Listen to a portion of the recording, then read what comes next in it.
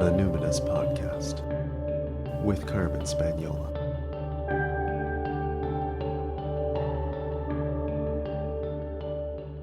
Hi there, and welcome to the Numinous Podcast, where we have interesting conversations with everyday folks about the mystery of life. This podcast is a complement to the Numinous School, my online intuition development program for people who want their self-awareness to serve a greater good. Registration for the Numinous School opens on June 1st.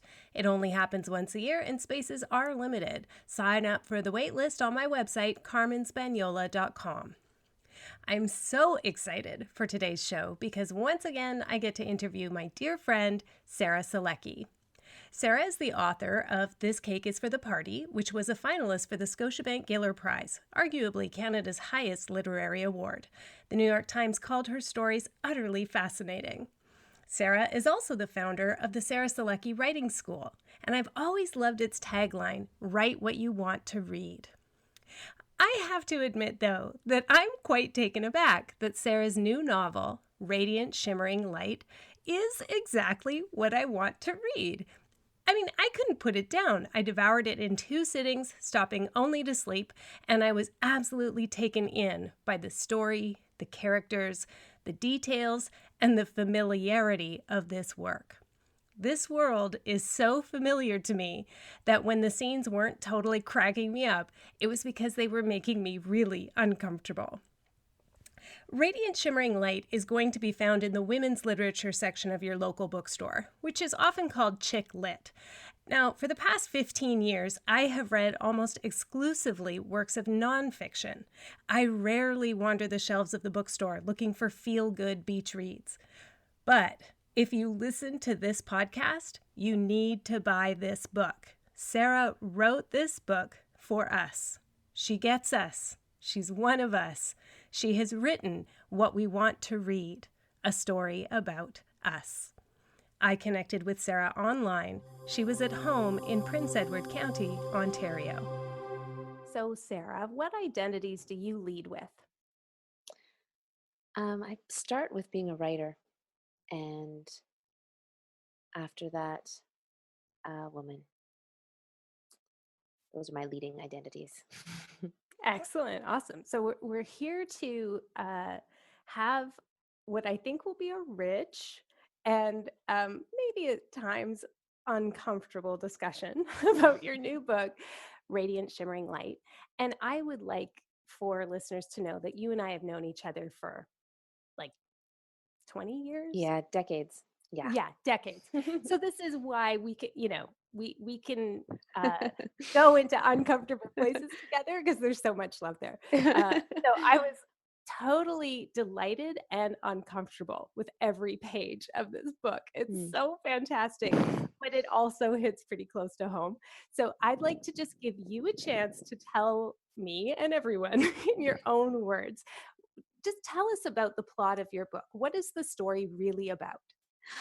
Right. The story is really about an artist and art making, and where that lies in a world where we use currency, that where the economics is around a market economy, capitalism in particular, and on how an artist makes art and makes a living really is at the basis. It's also about female friendship and connection of where loneliness comes in our world today. I mean, the book takes place in 2016, but in this world of uber connection, where real connections and real intimacy happens, and how it can happen, especially when everyone, artists included, are branding themselves and creating personal brand stories on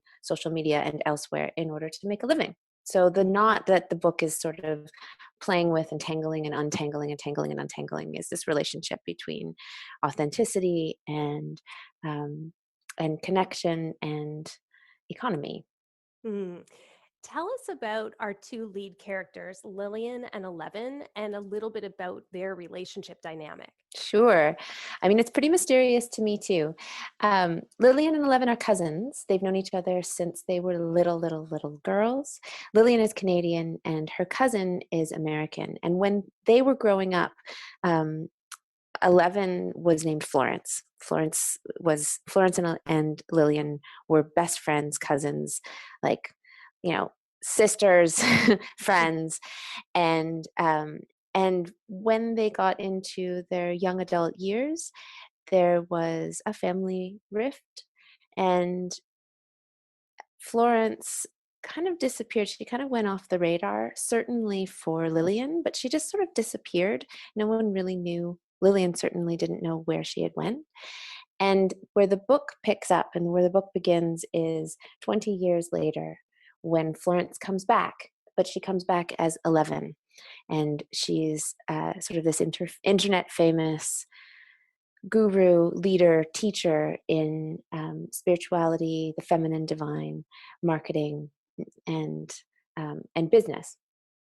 The cousins reconnect 20 years later, and their relationship is the same but different.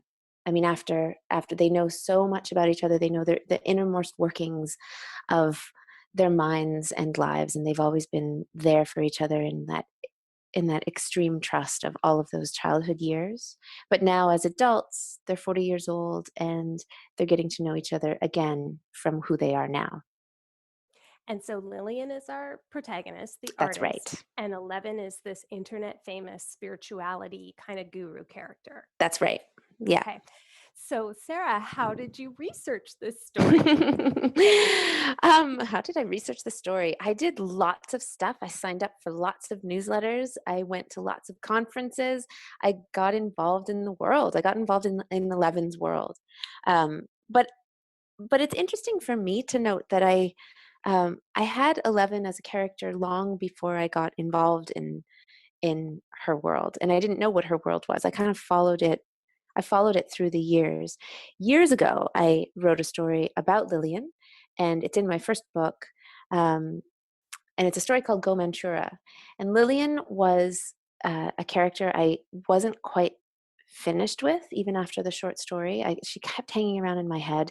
And there was a character who she had invited to her cottage for for this party, who never arrived. Her name was 11, and she just never arrived. And it was this point of pain for Lillian that this very special person, this very special invited person, never arrived.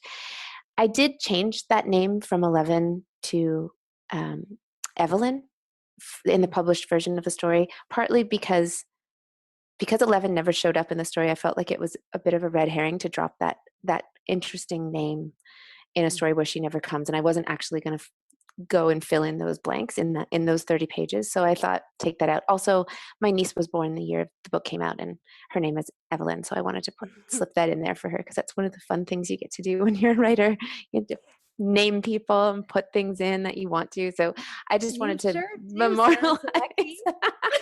It's one of the things I get to do. So, but back to the research question. I wanted to just find out more about. I wanted to find out more about 11, and Lillian was involved in a world of multi-level marketing, and this was a question that I've it's just fascinates me. This, like, selling products to friends, and like the whole Amway thing, and I mean, from Amway up to, but there's so many now. doTERRA. doTERRA, right? Yeah, And what's all the the aloe face thing. stuff? There's some. Oh, yeah. There's, Uh, we know what we're talking about. yeah, we There's know what we're one that's talking very about. down in field, and the other one is Arbonne. Arbonne, Yeah. right? Yeah, and I mean, it all stems. I mean, I don't know where it all stems from. I've got to look into that even more. But there is this element of, like, women helping women. That's in some, maybe not the Amway stuff, but certainly Arbonne, and certainly this imaginary product Go Manchura that I came up with. It was about women helping women to be healthier, to be, like, more. I mean, this is always the thing, right? It's like we get to help each other out, and financial freedom is no joke for women. I mean, women making their own money. This is an important piece. So that mixy feeling started Lillian's journey, my research went on to follow Lillian and then to like look up who is this 11? 11's her cousin. She hasn't talked to her for 20 years. So I just sort of followed where 11 might be and started imagining what if she was a super powerful, really connected, really sparkly, like got the mojo woman. Mm. The other question I had that I wanted to follow up with in my research, just by like my version of research is like pretty intuitive based. It's not, I don't really go to the library unless I mean, sometimes I do, but it's really just like following my nose.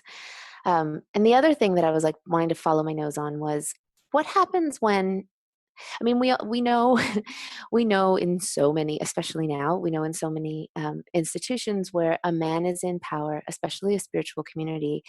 Sometimes that power can be misused, and you know, there's some trouble there. There's some trouble when there's like absolute power given to a man in a spiritual community. There's a lot of with the feelings of devotion and power comes, you know, some corruption or just some confusion and certainly some like misuse of power. And this is like a kind of a time-honored thing, right? um, so another thing that I wanted to follow with my imagination is like, what happens if that person is a woman? What happens if that person is like, what happens if the person with absolute power is a woman? When a woman is in power, how is that power misused and how is it different? Like it's so often the power is misused sexually in other institutions and organizations, but what if it's not sexual? But like, what does that look like? I just wanted to see, what does it look like? And where are those lines? So my research was really in looking at women in power and money and spirit and connection and friendship, because so much of women in power lies in the emotional relationships. So that's how I researched it, just really getting into that channel. Well, and I have to say, Sarah. Are you feeling is this one of those moments that you're feeling uncomfortable? Well, you know, a little. As I read the book, I got the manuscript and I opened it up, and right here, Sarah, right here on the first page is a reference to something that okay, I'm going to read. Okay, what? Read it. What? I don't even know. I don't know. I don't know what you're laughing at. Okay. The I Tour is a gathering of souls, like-minded women who are quenching their thirst for life and love. Women just like you who know deep in their hearts that they're meant to live a life they love, doing something beautiful and real. Sarah, you literally came to my retreat called The Gathering of Souls. Right, I did. Right. Right. I was like, what? Of course, that would feel personal. Really? I actually have a list, and I just think for listeners, this could be kind of funny. So page 1, Gathering of Souls, I was like, this is, so I want to kind of let people in. The beginning of each chapter of the novel is a sales letter. So it's like an email, a newsletter. So this one is sort of to Lillian, like Lillian has subscribed to 11's newsletter. So each chapter opens up with this marketing piece. So page 1, it's a marketing piece. I literally have written an email almost exactly like this about my retreat called The Gathering of Souls. Then page 76, there's this whole meditation, bee seaweed. For fuck's sake, Sarah, I just did the bee seaweed thing, you know? That's a thing. That's a thing. That is a thing from radical embodiment, whatever. 81, page 81, there's a line that Lillian says about this other woman at this big event. She says, screaming is in her genius zone. I'm like, oh my God, that is a program from a person I know. Right. Later on, describing a new form of exercise. Soul Core is a holistic workout that combines ballet, belly dance, and kettlebells. I laughed at that. Well, not exactly, but almost exactly that. My dear friend has that's her whole thing. Of course, page 228, at Carmen Spaniola mentioned you in a tweet. Oh, yeah. I'm pretty sure I was off Twitter by then, but I might not have been. I don't know. You mentioned the sedge sofa. I literally, when I had my store, Eco-Friendly Home Furnishings, I sold a line of furniture with a sedge sofa that was FSC certified wood, natural latex, Ocotex certified. I have the chair at my house. I might have been sitting in it as I was reading this book.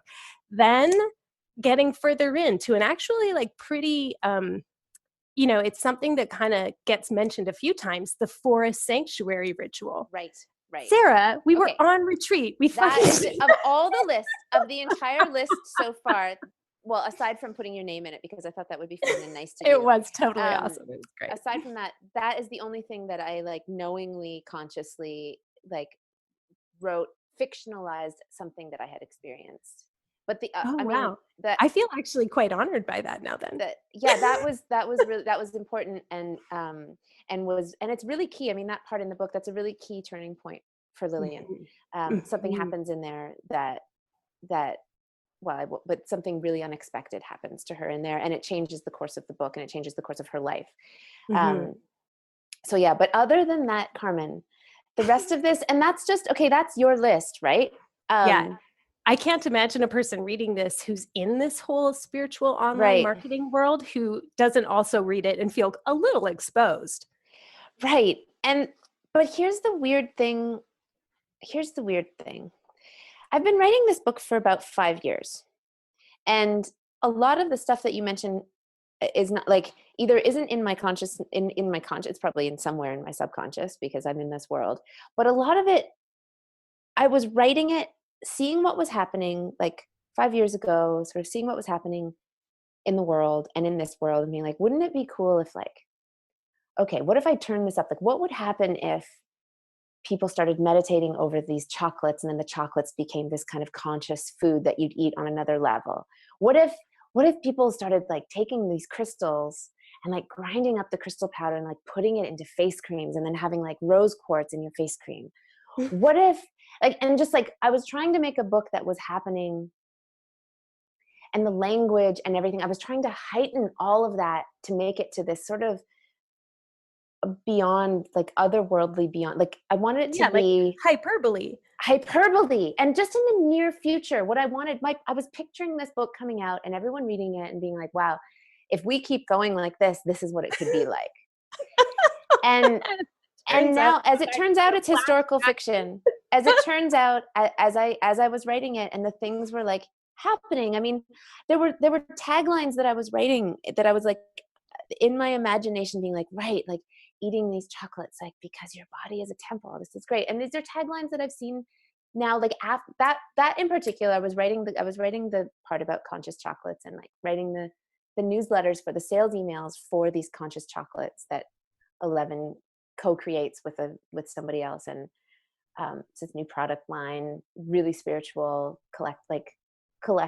shop the whole collection of milk chocolate and dark chocolate and get it all. And like soon afterwards saw another tagline in one of the newsletters that I subscribed to that was also because your body is your temple, another body related item. And I'm like, God damn it. Like, what is happening? Like, what is happening? And I had a bit, that was like that was a crisis-y moment for me, thinking like, can I be what am I doing? How can I do this? How do I get, why am I even doing this if this is even happening? Like the real world was catching up to me fast. Yeah. And in the past 2 years, writing the draft, in the last year of the draft before this came out, I had to change all the dates and restructure the entire story to 2016 because I had to stop and I had to make this historical fiction. Because you could never stay ahead of it. You could never even, No. Yeah.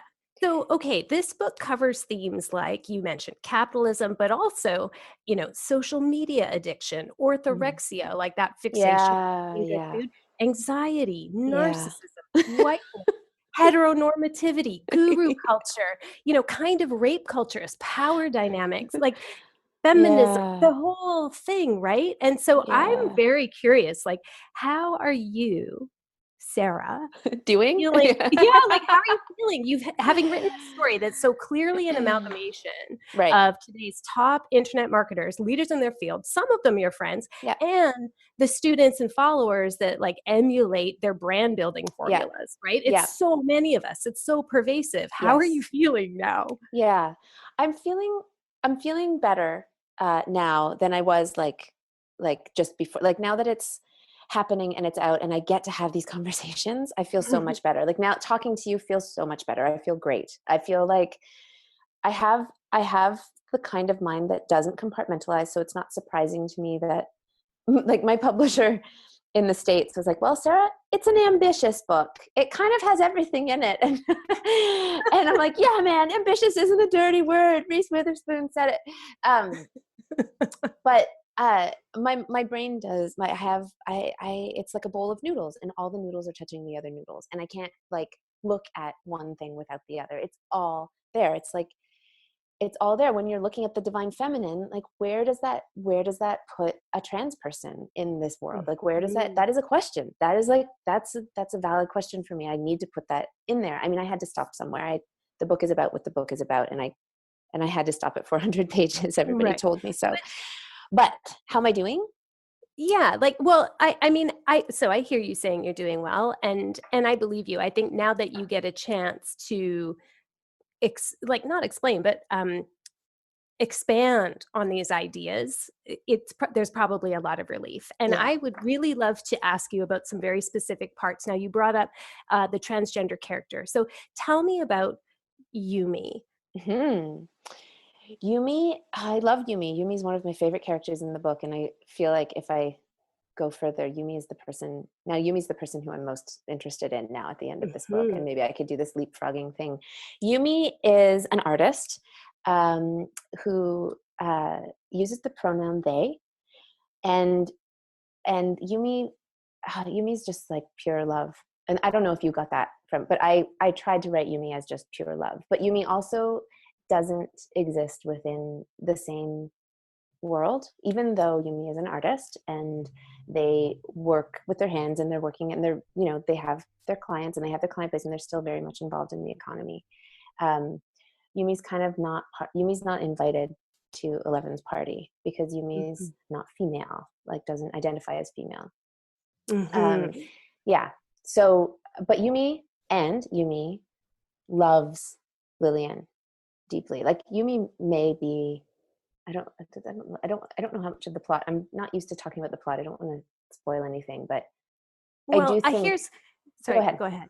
Well, I felt Lillian really failed Yumi in this book. And we never get the satisfaction of reparations or even hearing Yumi's side of the story. So I'm very pleased to hear that Yumi's still kind of alive within you. So in your mind, where is Yumi now in their life? Like 2 years, I think I can say post-surgery. Like there's post-surgery. So 2 years post-surgery. If you could imagine what Yumi's up to, could you oh my tell gosh, me? I've already written Yumi's wedding. Like Yumi's married, totally happy, married to a transgendered person from Mohawk Nation and making art and like living like partly in the city and partly in the country. Oh, hooray. Yeah. So like totally like Yumi was like the way Lillian broke that relationship was, Yumi healed from that, and it was actually good learning happened from there because Yumi was holding a real torch and space for Lillian that I don't think Lillian really deserved or was I agree. Thank you. That was good. I mean, I love Lillian, but she's like, she didn't do that well. Yumi was not well met in that relationship. Why was it important that Lillian was a 40-year-old virgin? Yeah, great question. I don't know. It really was. It really was important. Because it felt funny and I took it out a few times and I was like, nope, that's got to be there. I think because it's puzzling. I think because it shines a light on another thing that we don't look at and think about. I think just because I just want to talk about the stuff that nobody talks about, and I don't want to make assumptions. I just don't. I'm just interested in the places where things aren't as they seem. And also just in more of a like, because as like you may know, you'll know this because of the work you do, and anyone listening who's been to the space of the subconscious, whether as an artist or a writer or otherwise, just like being involved in dream states alone.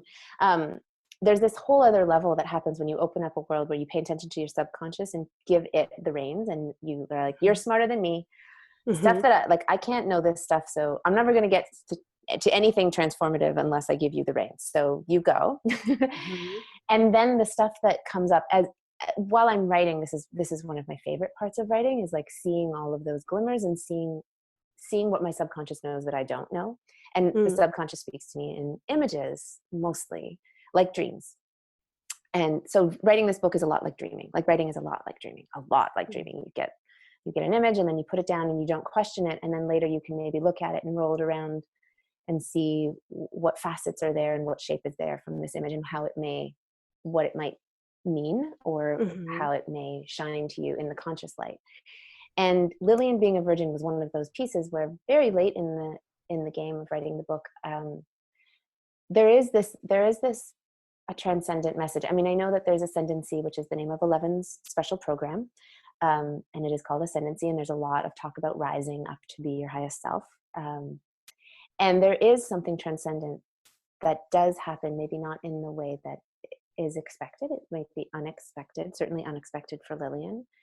But when I was writing that place and writing towards that place, interestingly, I came across some short pieces about looking at Vestal virgins in Greece, and reading about. I also was reading there were a lot of books that helped me kind of find my way through writing this book, and one of them was a book called Spinster by Kate Bolick.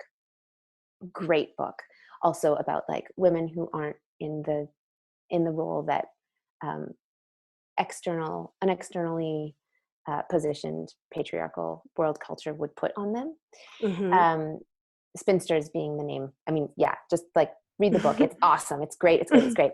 But I started to think of Lillian as a spinster, but like as like reclaiming the word spinster, or reclaiming the idea of spinsterhood, and her being a virgin was part of that. Like she's sort of was separate from everybody else in this world, and was uninterested in that, and not because just uninterested. Like, what if it's not a problem to be a virgin? Like, what if that's not a problem to be fixed? What if that's not like a problem to be fixed, basically? Yeah, it's what so if? interesting. I was pretty conflicted about it at first, though. I hear what you're saying now, and I appreciate this additional information, because part of me wondered if, did she have to be a virgin in order for the betrayal, with the yoga teacher, Right. this male character, in order for that to be like super poignant. Right. But I was also wondering if maybe, there is so much that is very female centered, and world pretty exclusionary if you don't totally buy into that binary. So Totally. even if you're just a little femme of center, you would feel pretty uncomfortable, because there's so much of the kind of divine feminine is not that it's biological determinism, but it can be. And so I sort of wondered, this is interesting, how if so much of the discourse is about claiming female power or sexual power, or, wielding beauty, there's quite a theme here of wielding beauty and imagery. And yes. And again, and it's very white and heteronormative, and that's never explicitly said. It's just like perfectly woven in. I mean, this is such a visually and emotionally rich narrative environment to inhabit. It's like it's so on point. Thank you.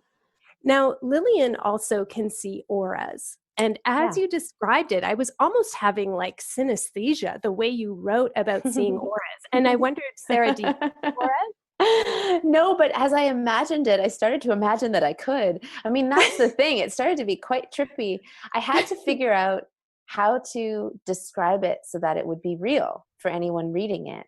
So that means like everything. I mean, if I'm describing how peppermint tea tastes, I have to be there with the peppermint tea in order to describe it in a way that, without cliche, without like, so a way that this is my game as a writer. This is what I live for. This is what I love. Like, without relying on language in the way we normally do, which is just like word, just assume that it means meaning. Like separate the word from the meaning. Is a little bit semiotic here, but separate the word from the meaning. And then there's this play space that you can work with in between, where a word can mean anything if you imbue it with meaning and emotion. So the way I write and the way I teach people to write is to like imbue your words with the emotion, which means feel them in your body, embody that as much as possible. And then write it through the English language, but not using English the way you normally do, where it's like naming concepts. Instead, you're using language while you're feeling a feeling or seeing a color or smelling a smell or, lying on a texture or something. So our imagination is super powerful. And when you can go into that place, it really does imbue it, that something's transmitted. There's a transmission. And the language is just like the wiring for the transmission. It's not the meaning itself. So I had to learn how to feel as if I was seeing color around everything. And it's play. I mean, this was the most playful part. One of the most playful parts of writing this book was like imagining colors around things. And then, when I started to really imagine it, you'd be like, yeah, okay, I could see pink hovering around there. Sure. And then like, sure, I could, what if it would, the key then of course was like getting it out of that dream state and getting it locked down into some kind of logical format so that a rational human being reading it would understand that this is real and not just I didn't want you to read someone's dream, right? It's so boring like that. Can't do that. So then I made rules around the auras and how animal auras would be and how auras around other things and what they would, and I had to keep those consistent. So it was but yeah, I don't see auras, but like, why not? I mean, if you imagine that you can, sure. Well, and I was buying what you were selling there, what you were writing, I was like, yeah, this is like having synesthesia. And it was very consistent. And so that willing suspension of disbelief is much more accessible. And I actually thought this is a really good kind of training manual because, stuff that I've been trying to get people to do, this actually seemed like a really nice sort of portal or just you got to immerse yourself in that. It kind of kept weaving into the book in different ways and kept layering on itself. And so it kind of got stronger and stronger. I thought it was like almost a good little how-to manual. Now, can we talk about stress for a moment? Yeah, Let's sure. talk about stress. It's a nice time for it. Yeah. Yeah. Okay. So there's a scene where Lillian has gotten this new sort of company issued phone, and there's an app called To Do. And I want to read you this. Okay. I was so like activated and alive with resonance reading this at times in the past when I've been around, launch mode or opening up my new store or not just internet marketing, but just anything where you're going to put something out into the commercial market. Yeah. There's so much admin. There's so much planning. And especially if you're going to make it look really seamless and sort of package it beautifully. So here are the lines. I open To Do and look over my list of tasks for the day, and my spine becomes ice-cold liquid metal. The list is infinite, specific, detailed, crucial, and unfinishable. I just got chills. Yeah. Oh, God, like I feel a little sick. What was your experience? You and I have both got online personas. We both have a presence as public figures that are big in very niche slices of the internet. Right. And so that means that you have a lot of tasking and you have a lot of interactions and it's like really it's infinite, specific, detailed, crucial, unfinishable, and public. Yeah, right.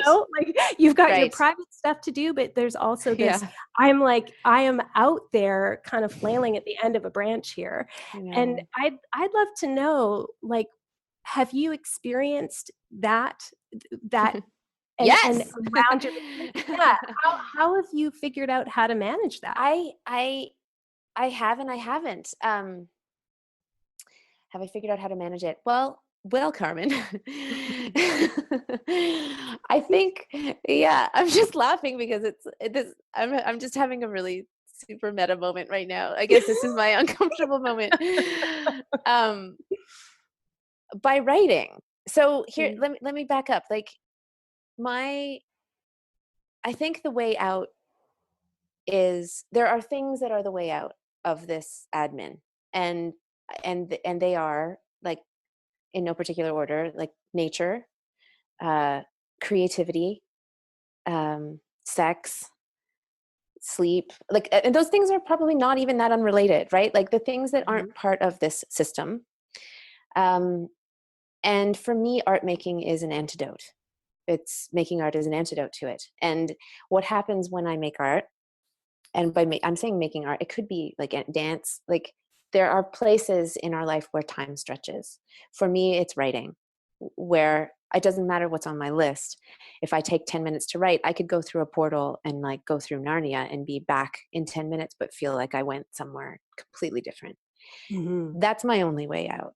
That keeps me sane. I'm really, really grateful that I have writing and reading and art. I mean, when writing and reading, when there's a problem in my writing, I go to like, I don't know, journaling. And when the words aren't coming in journaling, I go to doodling. And when hand can't make a doodle, then I just like go to, cutting stuff out of magazines and gluing it on a piece of paper, like something, making stuff with my hands that mhm, has that is not for a purpose, not for a uh, bottom line, but for the act of um, curiosity and connection to a creative source. mhm, So makes sense that that's why I'm mhm, smiling. Is like I feel super exposed. Yes, I feel that way. I feel that way a lot. And my way to handle that is to write about it. Like write a book about it. I guess. I mean, that I really relate to Lillian on that, and I feel like Lillian's not. Uh, Lillian has all sorts of other stuff going on, and that I don't that I don't have, and I don't relate to, that I'm imagining.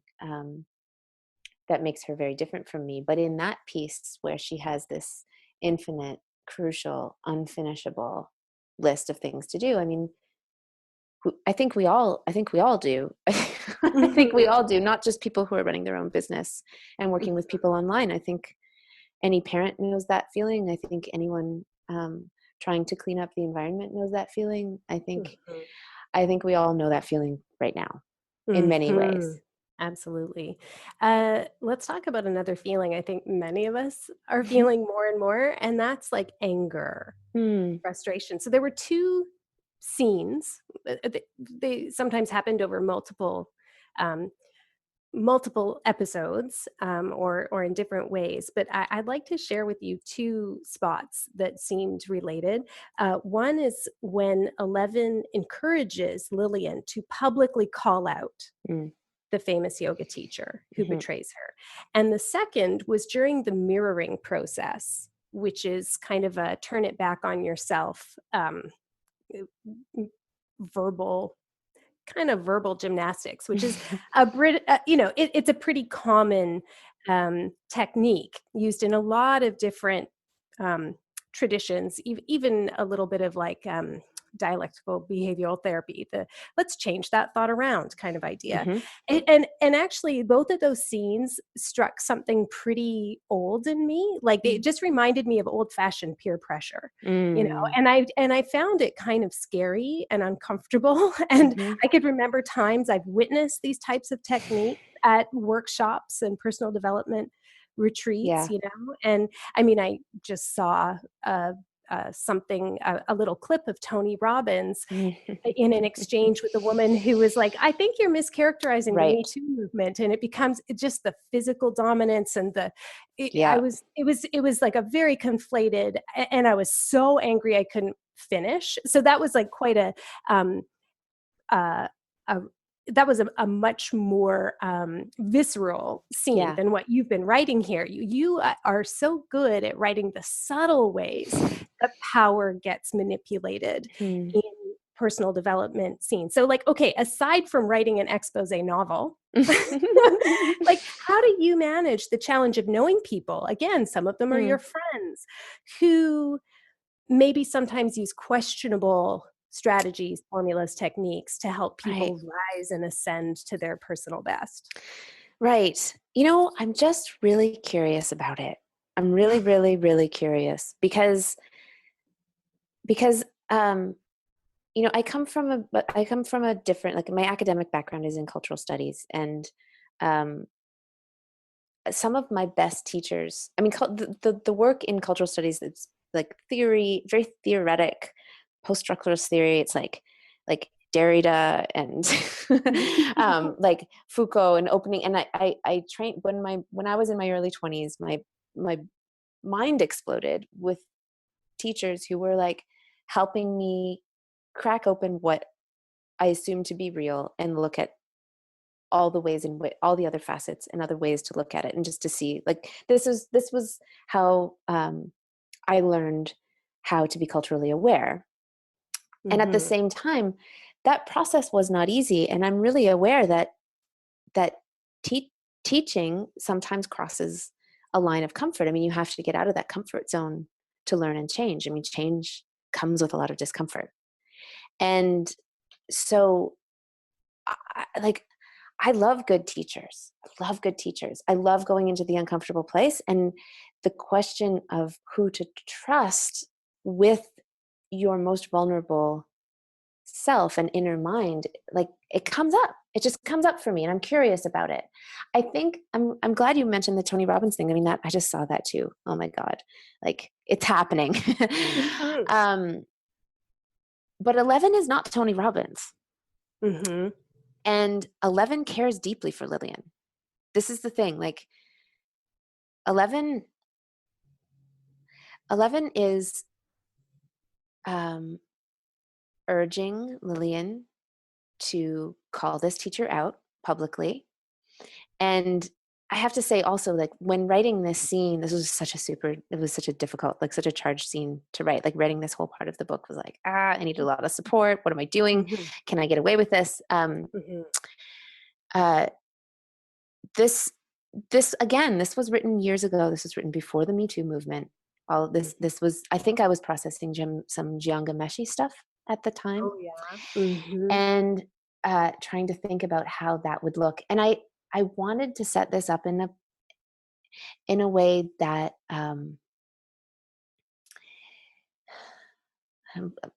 like that showed the way that showed the care that 11 had for Lillian. Like 11 really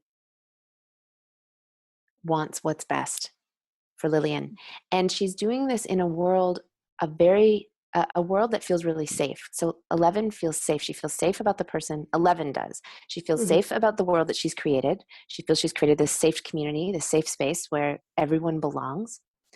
And she thinks that. Yes, that's what she love thinks that. You say that. Yeah, she thinks that. She really, really does. And she's like come through so much in her life to create this space. She has some blinders. She has some there's some blind spots. But this is her. She is not she's not manipulating. I've got finger flexions, air quotes. Okay. She's like caring. She's teaching. She's coaching. And and in my imagination, the world that 11 was living in was a safe place. So in my imagination, this person who she's going to send it to, this editor for Whale Mind magazine, was a total caring, maternal, like good mother figure. And this was going to go out in a community where I imagined what would happen if a woman wrote a call out letter and was open about a betrayal and spoke out against someone who was a very popular leader, male leader in a community. What could that be like? What if that happened and her life wasn't ruined? Because what if that happened and her life ruined is, whatever. It's a turning point. It's a changing point. But what if she was met with positivity? This was my what if that was acceptable? Was my my imaginary. And what would it take, like what would it take to upset the status quo Mm-hmm. to make So that possible? you have a lot of questions about it. Yeah. And the book doesn't totally resolve with answers, right? I Like, don't so in think I this can, said, like, I she's still have teaching, questions. right? I So, still have but you questions. just said she's teaching, she's coaching, and Yeah. to me, I think, whoa, slow that down, right? Right. Like, do you Right. see a difference? And so Right. again, I think we could just ask a lot of questions. What is teaching? What What is is teaching? coaching? What is coaching? Yeah. Should we be more explicit about this? Because yeah, that's a tricky one. How do you bring someone out of her comfort zone? How do you show, like, how do you teach by inspiring, and how do you teach by suggestion? How do you teach like How do you this? teach by And challenging? yeah, right. And Mhm. when it's a woman who you admire so much, like that's the thing in their relationship. There is a power dynamic in the relationship. It's not the same. It's not the same as Tony Robbins. Mhm. There's a different power dynamic at play here, but this one is about like friendship, intimacy, belonging, being seen, like you Well, know. and more than that though, because Lillian gains power by through the reflected glow of being related to 11. So there's proximity to power there too, right? Like it's Yeah. interesting. Okay, Yeah. let's kind of move. Okay, I we don't want to do any plot spoilers. Okay. So here's my best attempt at Okay. like, okay. So in the end, Lillian reclaims some agency, but she does so in a way that still seems to endorse the very strategies that nearly crushed her. Mm, I feel perplexed. The mm-hmm, end is kind of ambiguous. It's mm-hmm, good. It's also mm-hmm. no, stop doing that. What say you, Sarah Selecky? I know it's really hard to talk about this without taking people through it. Let me see. Let me try. Um, okay, so the themes of the book, as I understand them so far, are uh, are like the dangers of resting or becoming too comfortable in stasis or duality, or yeah, duality. Let's just say um, that trying to trying trying to win at success in a world that doesn't allow for mystery, the unknown, the curious mysteries of the world, don't like trying to pin those down in a marketing scheme will never work. Mhm. um, and yet there are so many beautiful like mysteries and curiosities and like love filled moments of the world that are up and are trying to be co-opted, like they're like uh, co-opting is happening. So there is like a marketing is can co-opt everything now. Everything. I mean, everything is for sale. Um, and something happens when you try to pin down something that's alive and put it into something that's boxed up for sale. It it Mhm. it it won't fit. Something happens to it, and at the Okay, same but then sorry, go ahead. well, at the same time, there's a lot of good that I don't want to lose. I mean, if we just because everything's for sale doesn't mean we're left with nothing. It means we need to be more creative. It means we really need to be more creative, and we need to touch upon that thing that cannot be uh, named. Let's say. Mhm. Well, and there's an irrepressible quality to it, which is illustrated in some of the final lines of the book, that the mystery is Yeah. really what seems to win. Yes. And the antagonist is not 11. Mhm. Yeah, Like 11 is notably absent from the final scene. she is. Like, where do 11's you not imagine there. she was? I was like, "What? I Mm, I wanna think good things here." yeah. So, Good. but I Think also good things. kind of don't totally wanna let her off the hook. I want her to have Mhm. some friction too, Mhm. right? So, okay, let's do Mhm. this again. Where do you imagine 11 was in that final scene, and where do you suppose she is now 2 years later? I don't know if I want to say that because I Okay. don't know if I want to say it, but it is. Okay. It's not like I don't. Someone said that, and I that she ended her life. Like someone read that as like, oh my God, she She's Oh, gone. She's gone. That's not, I hope that's not what you think, because that's not what I want no, to think. I no. think there is like some room for you to imagine. 11 is doing what 11 has done before. 11 is a phoenix. And, you know, she she died and will rise again. Mhm. Mhm. There is, she's renamed herself once already. She's reinvented herself countless times. I mean, one that we know of. Mhm. This reinvention. I mean, that's one way out. I mean, you ever get, 11's at that point, her energy is shifting. She feels something coming. I don't know exactly where she is. Mm. To be true, I don't know where she is. 2 years from now, I don't know where she is, but I know that she's being not Florence, not 11. She's not 11. Mm. She's not 11 anymore. She's left Florence behind. She's not Florence anymore. And she's still searching. She's searching. And the thing that she can't do, that Lillian ended up doing, was like integrating something of the mystery and surrendering to it Mm. within this culture that we live in. And this is the Mm. difficult thing. I mean, this is the thing that's like, it's paradox. It's like there's shadow and light. There's no, you can't, we're here on earth. We're here, we're mortal beings, we're using currency, we're in this, like, there are horrors, there is magic, this is all real. And to try to box it up, package it, or, you know, escape it, you know, there is no escape. There's no escape. Mhm. And Mhm. 11 is still looking for her way to make it all good. Yeah, I was hoping, my thought was if she's, if she's really a fulsome character, for me, she's hopefully grieving Mm, and hopefully feeling a bit confused mm, by this, kind of being not flooded. I don't imagine Eleven's ever flooded with emotion, but that there's some grieving happening.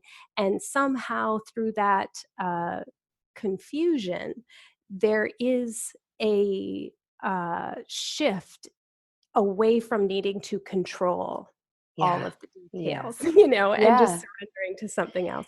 yeah, So, would you yeah. say there's a message in here for internet marketers who promote what Hmm. our mutual friend Kelly Deals would call the female lifestyle empowerment brand? Because Right. I know that people are going to think you've got a I message, but know I mean, people really want me to have a message. People uh really want huh. me to have a message. And this is not, this is fiction. This is a work of fiction. And I, what I want, what I want is for us to have these conversations. I just want us to talk about, I want to talk about this situation we're in. And there's no message other than just like, let's look at it. Like, let's be real here. And like, message. No, you know, my editors asked for one too. I love Um, that you're just like, merp, not you know, really. I didn't write, I'm not writing self-help. This is not a book of self-help. Uh-huh. I don't have an out. I don't have like a 4-step way to, like, I don't have an outline and like a method for you to Yeah, follow read my it and make method, your life read it and better. make my life better. No, I don't. Yeah. I think what fiction does, it does make you, you do read fiction. I mean, I read fiction and it does make my life better because I don't feel alone. I mean, Mhm. that's why I came to books as a very young kid, and that's why I started writing them as a girl. Is when you read something and you feel seen, you know, you realize you're not alone, and that does make things better, but not in the way, not in the way maybe a message. I mean, Mhm. any message can just be, no, I don't have a message. No. No, well, and it doesn't make you feel less alone in the way that, uh, a personal development, self-actualization product makes you feel Right. less alone, right? Nothing makes you lonelier than that, right? Yeah, Yeah. totally. Oh, well said. Yeah. Now, it's so interesting because also, in the book, Lillian does have a bit of a breakdown. Obviously, Mhm. that's kind of, plot. Mhm. Something's Mhm. got to happen. Yep.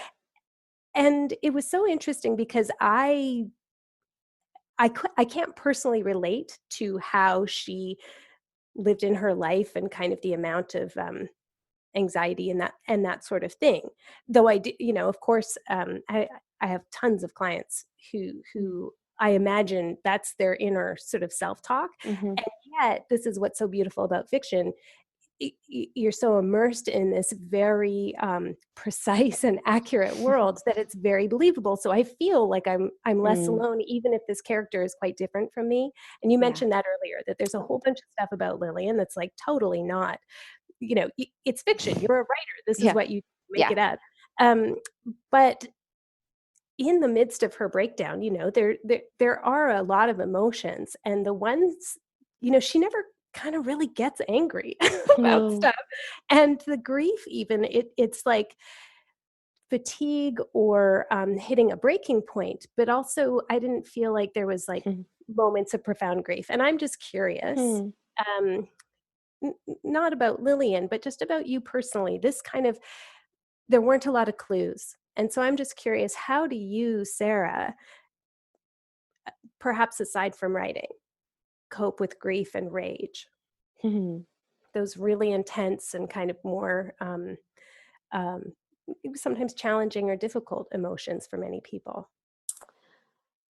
Well, I go on a retreat led by my friend Carmen Spagnola, who teaches me how to draw a quadrant in the sand and feel the feelings.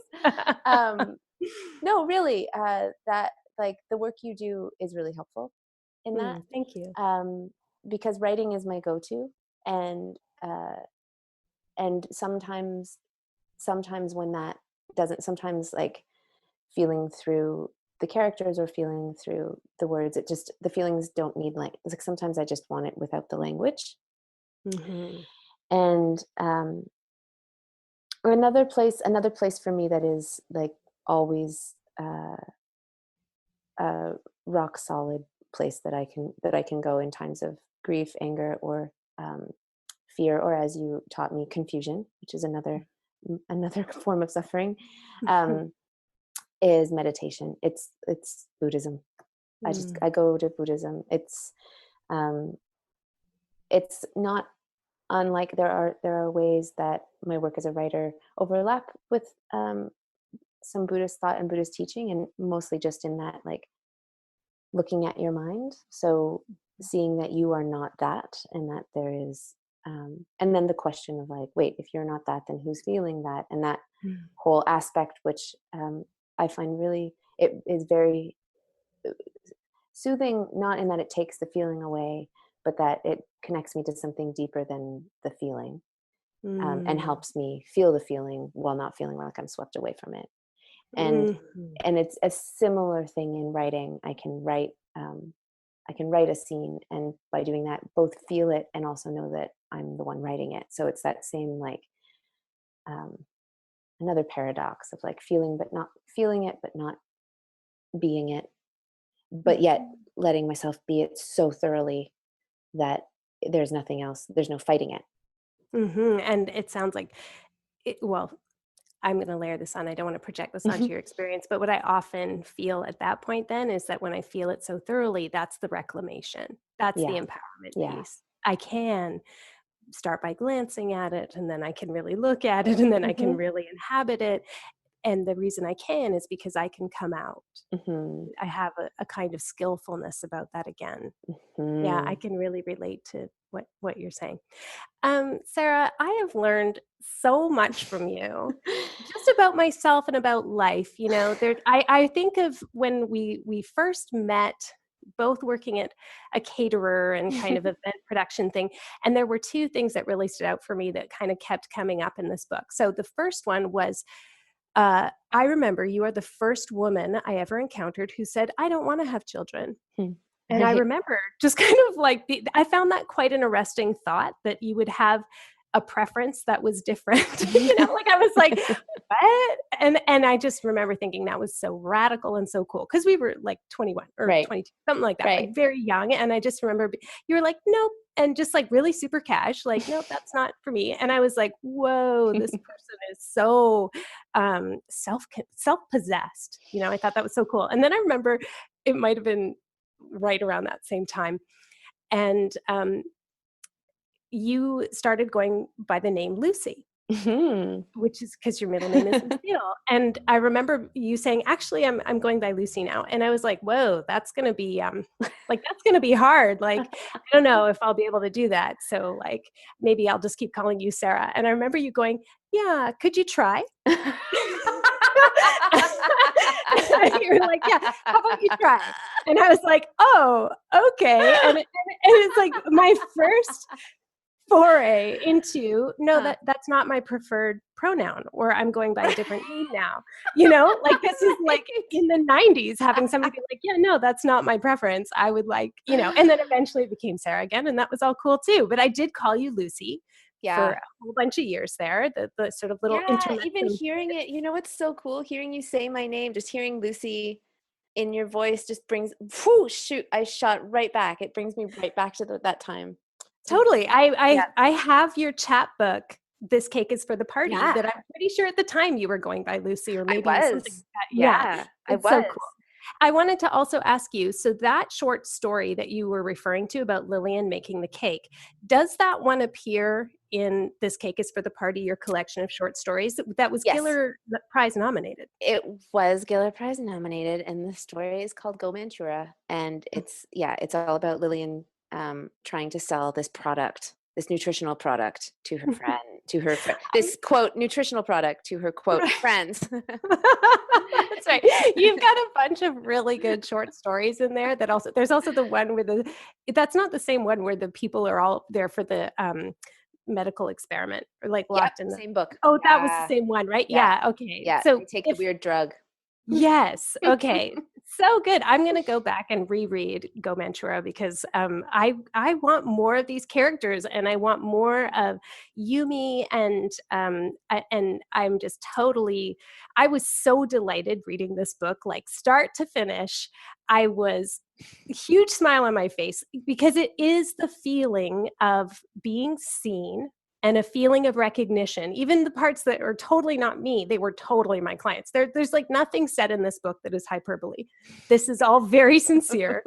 In the moment, it's very sincere. And I found it totally delightful, and just an excellent piece of journalism, and just a slice of life, 2016 internet marketing in the spirituality scene. Good. Thank you for this work, Sarah. Thank you. Thank you so much. You asked me the best questions. Thank you. I loved this conversation. Me too. Oh my, what more can I say other than buy the book? Radiant Shimmering Light comes out in Canada on May 8th, published by HarperCollins, and it will be released later on in the fall in the US, but you can pre-order it online now at Amazon.com. And remember to leave a review there after you've read it. Let us know what you think. Was it relatable? What was it like for you as a reader? Did you like these characters? Why or why not? Personally, I would like to read more about the evolution of some of these characters, especially my favorite, Yumi. Thank you very much to our listeners today in Kanien'kehá:ka territory, commonly called Mohawk territory, which Sarah briefly mentioned in this interview. That territory flows through the Canada-US border through Ontario and New York State. Haichka from Lekwungen territory, thank you. Thank you for taking time to listen today. Finally, it's getting on time to decide. Are you coming with me on quest this year? We'll spend 12 days together in the mountains learning ceremony and ritual. And guess what? Sarah's key plot element, the forest sanctuary ritual, yeah, that's something we actually do. It's not called that. It's kind of a bit heavier than that, but it's a real thing. And it's so magical, it's found its way into a best-selling novel. Mark my words, it's powerful stuff, and it seems to want to find a larger audience. I'm telling you. This is going to be a best-selling novel. So if you hear the call and you want to join us in the forest, you can learn all about Quest and place your deposit on my website, carmenspagnola.com. CarmenSpagnola. Until next time, take care.